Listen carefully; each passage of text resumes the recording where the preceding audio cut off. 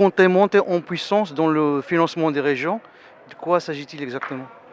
Absolument. Déjà, je voudrais dire que la Banque africaine de développement est honorée de participer à ce premier colloque sur la régionalisation avancée. La banque contribue déjà à travers un certain nombre de projets à financer des projets qui profitent directement aux régions marocaines, mais bien évidemment, avec le processus de la régionalisation avancée, la banque souhaite se positionner bien évidemment comme un partenaire privilégié dans le futur à travers le financement direct cette fois-ci des régions. Et on souhaite revenir très rapidement, mais également à travers notre bureau qui est à Rabat, d'identifier des projets directement, comme je l'ai dit, dans les régions. Ça a commencé déjà avec le fait que vous avez accordé un prêt de 100 millions d'euros. Quel est l'objectif justement de ce partenariat avec le FEC? Absolument. La Banque africaine de développement finance le FEC à hauteur de 100 millions d'euros. C'est une ligne de crédit. C'est une ligne de crédit qui va permettre bien évidemment au FEC de proposer ses produits, mais donc avec c'est-à-dire des ressources supplémentaires.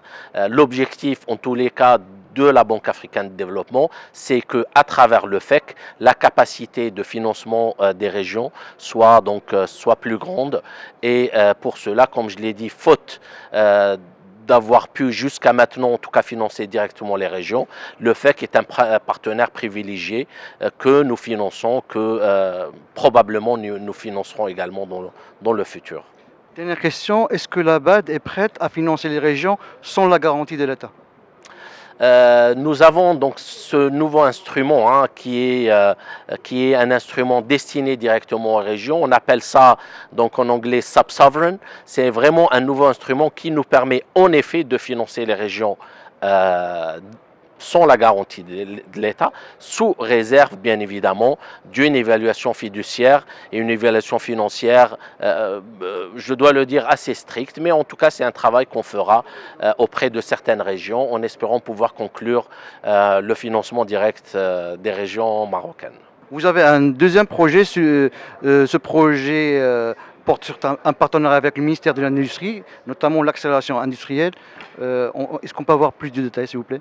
Absolument. Donc, c'est le programme axé sur les résultats pour l'amélioration de la compétitivité territoriale au Maroc. C'est vraiment un programme novateur, doté de 220 millions de dollars, donc destiné prioritairement à accompagner donc le ministère en charge de l'industrie du déploiement sur le plan régional du plan d'accélération industrielle. C'est vraiment une opération très importante parce que également c'est une opération qui aura un impact direct et un impact très important sur les régions.